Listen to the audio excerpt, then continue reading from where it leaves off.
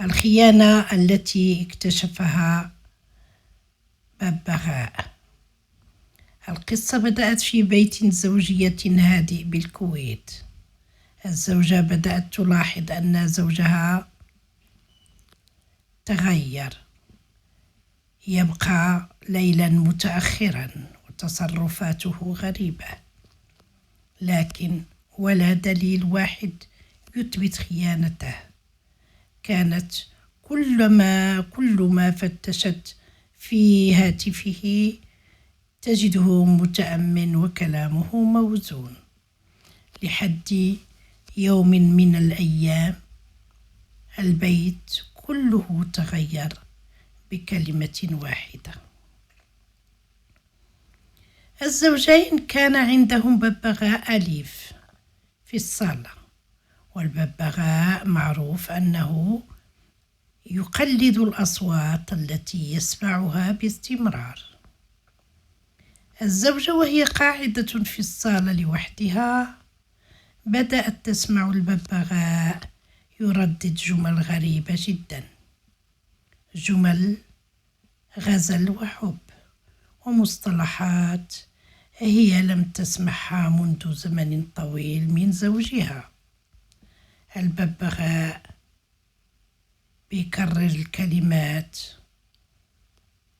وليس كل هذا، بل كان يقلد نبرة صوت زوجها وهو يغازل واحدة تانية أو امرأة تانية، ويقلد الضحكات والهمسات كانت بتحصل في غياب الزوجة داخل عش الزوجية. الزوجة هنا قطعت الشك باليقين، وأدركت أن الزوج يستغل غيابها في الشغل، يستدرج عاملة المنزل لغرفة النوم، والببغاء كان يسجل كل حرف. لم تصرخ المرأة ولم تبكي ولم تلملم هدومها،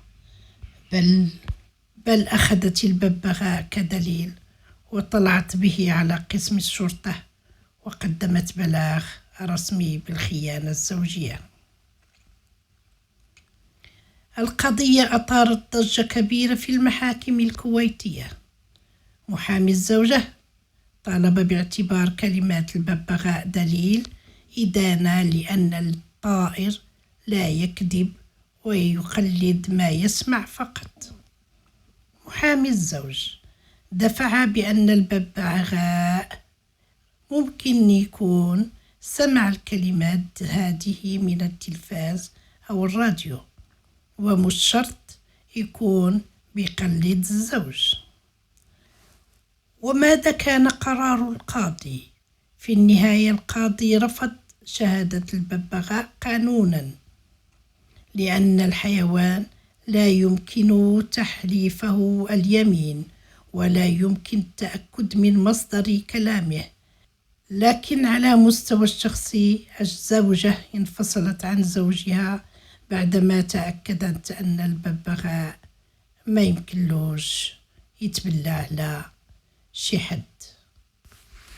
انتهت القصة، فإن أعجبتكم لايك واشتراك من فضلكم.